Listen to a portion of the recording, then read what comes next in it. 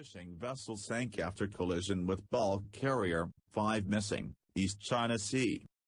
Fishing vessel with 7 crew was struck by a cargo ship at around 1340 Beijing time February 23 in East China Sea in Zhejiang Province waters, some 80 nanometers ESE of Ningbo.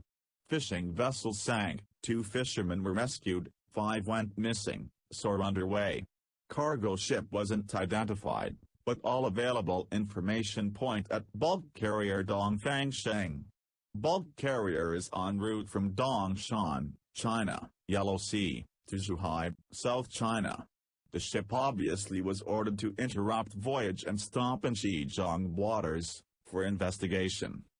Bulk carrier DONG FANG SHENG, IMO 8,915,976, DWT 69306, built 1990, flag China, manager FUJIAN Orient Shipping.